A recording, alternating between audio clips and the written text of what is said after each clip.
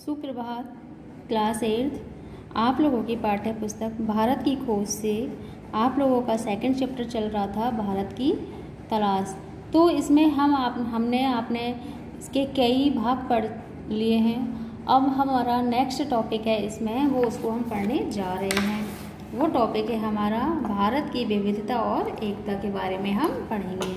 जैसा कि आप लोग सभी जानते हैं कि भारत अनेकता में एकता के लिए बहुत प्रसिद्ध है। यानी कि हमारी भारत की विशेषता यही है कि अपनी सांस्कृतिक और अद्भुत एकता के लिए ही हमारा भारत विश्व प्रसिद्ध है।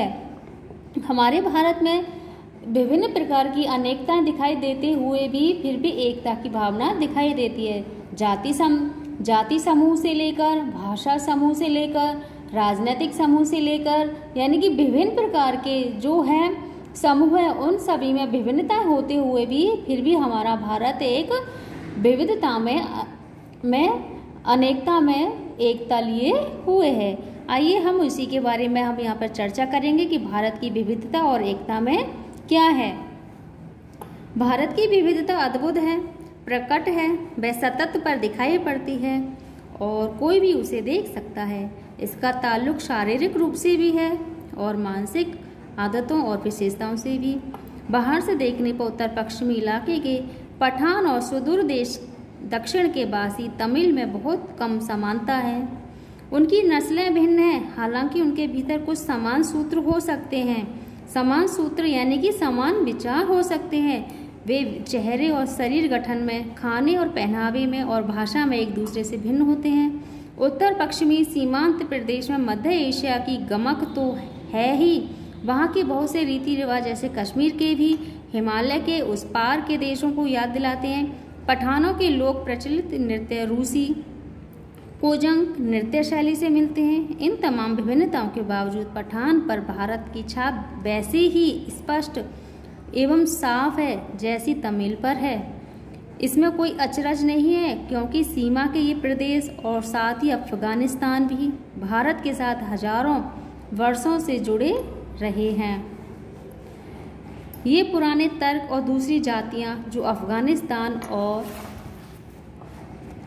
मध्य एशिया में बसी थी, इस्लाम के आने से पहले बौद्ध थी और उससे भी पहले वैदिक काल में हिंदू थी। सीमांत क्षेत्र प्राचीन भारतीय संस्कृति के मुख्य केंद्रों में से था। अभी स्मारकों और मठों के ढेरों ध्वस्त अवशेष उसमें बिखरे हैं। विशेष रूप से तक्षशिला के महान विश्वविद्यालय के जो 2000 वर्ष पहले अपनी प्रसिद्धि की चरम सीमा पर था, सारे भारत के साथ ही एशिया के विभिन्न भागों से विद्यार्थी यहाँ खिंचे आते थे। धर्म परिवर्तन से अंतर जरूर आया, पर उन क्षेत्रों के लोगों ने जो मानसिकता विकसित कर ली थी वह पूरी तरह नहीं बदल सकी। यानी कि जो बहुत सारे लोगों ने यहाँ पर आकर धर्म परिवर्तन किया था, लेकिन उनकी मानसिक विकसित यानी कि उन्होंने अपनी मानसिकता को तो विकसित कर लिया था, पर वह पूरी तरह अपने धर्म को बदल नहीं सके, क्योंकि विभिन्न ये मठों के द्वारा, मंदिर मस्जिदों के द्वारा, यानी कि जो धर्म अनुयायी होते हैं, अलग अलग धर्मों के लोगों ने अपना अपना धर्म अपनाने के लिए भारत के लोगों से उनको जागरूक किया, उनके मनों में विचार उत्पन्न किए, लेकिन फिर भी वो उनमें उनकी लोगों के मन में मानसिकता से तो वो विकसित कर गए, यानी कि मानसिक रूप से तो वो विकसित हो गए थे, लेकिन उन्होंने वह पूरी तरह उस धर्म को बदलने में या अपनाने में उसको सफल ना हो सके। पठान और तमिल दो चरम उदाहरण हैं, बाकी की स्थिति कहीं इन दोनों के बीच में है। सबकी अपनी अपनी अलग विशेषताएं हैं, पर सब पर इससे भी गहरी छाप भारतीयता की है। यह जानकारी बेहद हैरत में डालने वाली है कि बंगाली, मराठी, गुजराती, तमिल, आंध्र, उड़िया, असमी, कन्नड़, मलयाली, सिंधी, पंजाबी, पठान, कश्मीरी, राजपूत और राजस्थानी भाषी जनता से बसा हुआ विशाल मध्य भाग कैसे सैकड़ों वर्षों से अपनी अपनी अलग पहचान बनाए रहा है। यानी कि इसमें यह है जानकारी बेहद हैरत में, यानी कि ये बहुत अचरज की बात है कि बंगाल के लोग, मराठी लोग, गुजराती लोग, तमिल लोग, आंध्र प्रदेश के लोग, उड़ीसा के, असम के, कन्नड़, मलयालम, यानी कि ये जो विभिन्न भाषाएं हैं वो अपने भाषाओं में जनता से बसा हुआ विशाल मध्य भाग है। यानी कि अपनी अपनी राज्य की अपने अपने क्षेत्र की अलग अलग भाषा होती है, तो वो कैसे सैकड़ों वर्षों से अपनी अपनी अलग पहचान बनाए रहे हैं अपनी भाषा के द्वारा। इसके बावजूद इन सब के गुण दोष कमोवेश एक से हैं। इसकी जानकारी पुराने परंपरा और अभिलेखों से मिलती है। साथ ही इस पूरे दौरान वे ऐसे भारतीय बने रहे हैं जिनकी राष्ट्रीय विरासत एक ही थी और उनकी नैतिक और मानसिक विशेषताएं भी समान थीं।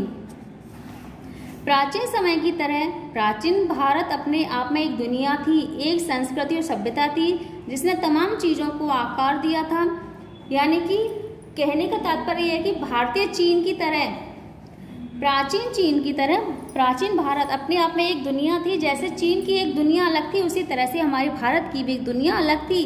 एक संस्कृति और सभ्यता थी उसमें, जिसने तमाम चीज़ों को आकार दिया था। विदेशी प्रभाव आए और अक्सर उस संस्कृति को प्रभावित करके उसी में जज्ब हो गई, यानी कि भारत की संस्कृति को अपना को और भारत की संस्कृति में ही लीन हो गई। जब भी विघटनकारी तत्व उभरे, तत्काल उन्होंने सामंजस्य खोजने के प्रयास को बढ़ावा दिया। सभ्यता के आरंभ से ही भारतीय मानस में एकता के स्वप्न ने अपनी जगह बनाए रखी। इस एकता की कल्पना कभी किसी बाहर से आरोपित वस्तु या बाहरी तत्वों के या विश्वास के मानकीकरण के रूप में नहीं की गई। इसके अंतर्गत विश्वासों और रीति रिवाजों के प्रति अपार सहिष्णुता का पालन किया गया था और साथ ही हर तरह की विविधता को मान्यता ही नहीं प्रोत्साहन भी दिया गया था। यानी कि नेहरू जी के बता रहे हैं कि हमारे भारत के मानस में एकता के स्वप्न में, यानी कि भारत के लोगों की एकता के स्वप्न ने अपनी जगह बनाए रखी। यानी कि भारत के लोगों की जो एकता है, विभिन्न जातियों में, विभिन्न संप्रदायों में भी इस एकता की कल्पना कभी किसी बाहर से आरोपित वस्तु या बाहरी तत्वों के विश्वास के मानकीकरण के रूप में नहीं की गई। यानी कि जो ऐसा नहीं समझा कि जो हमारी एकता है वो किसी के द्वारा मानकीकरण की गई है, वो ऐसा नहीं था। यानी कि इस पर कोई बाहरी तत्व भी प्रभाव नहीं डाल सकता था। ठीक है बच्चों, आपको समझ में आ रहा होगा। आप लोग अच्छे से इसको समझिएगा, अच्छे से इसको पढ़िएगा। किसी एक देशीय समूह में चाहे वे कितनी घनिष्ठ रूप में एक दूसरे से जुड़े हों, छोटी छोटी विभिन्नता हमेशा देखी जा सकती हैं। ठीक है बच्चों, आपको समझ में आया होगा कि इसमें क्या है, किसके बारे में बताया गया। उस समय की मूल एकता तब प्रकट होती है जब उसकी तुलना किसी अन्य देशीय समूह से की जाती है। यह बात अलग है कि अक्सर दो निकटवर्ती समूहों की भिन्नता सीमांत इलाकों में या धुंधली पड़ जाती है या आपस में घुल मिल जाती। प्राचीन और मध्य युग में आधुनिक राष्ट्र के विचार ने जन्म नहीं लिया था और सामान्य धार्मिक या जातीय संबंधों का महत्व अधिक था।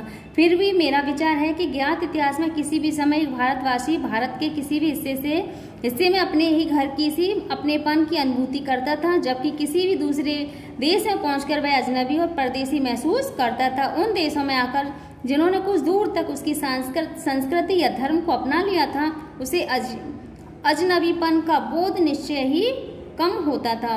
वे लोग जो किसी गैर भारतीय धर्म को मानने वाले थे या भारत में आकर यहीं बस गए, कुछ ही पीढ़ियों के गुजरने के दौरान स्पष्ट रूप से भारतीय हो गए।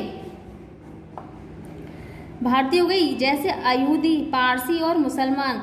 जिन भारतीयों ने इन धर्मों को स्वीकार कर लिया, वे भी धर्म परिवर्तन के बावजूद भारतीय बने रहे। ठीक है बच्चों, आपको इसमें समझ में आएगा कि हमारी जो भारत की एकता है वो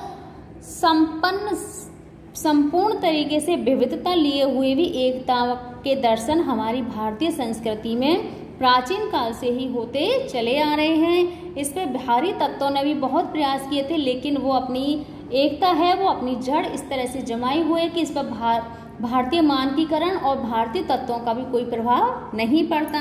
चाहे वो किसी भी धर्म के लोग हों, किसी भी धर्म संप्रदाय से जुड़े हों, चाहे वो पारसी हो, यहूदी हो या मुसलमान हो, जिन्होंने भारत में शरण ले ली, उन्होंने भारत को धर्म को स्वीकार कर लिया, वो या नहीं भी किया, वो भारत में रहते हैं तो उनको भारतीय की उपाधि दी गई और दी ही जाती है, क्योंकि भारत एक ऐसा अद्भुत देश है जिसमें भारत की तुलना अन्य किसी भी देश से नहीं की जा सकती, क्योंकि भारत का लोकतांत्रिक प्रणाली और भारत की विविधता में अनेकता में एकता लिए हुए यह स्पष्ट करता है कि भारत सर्व धर्मों को मानने वाला एक देश है। ठीक है बच्चों, आपको ये समझ में आया होगा।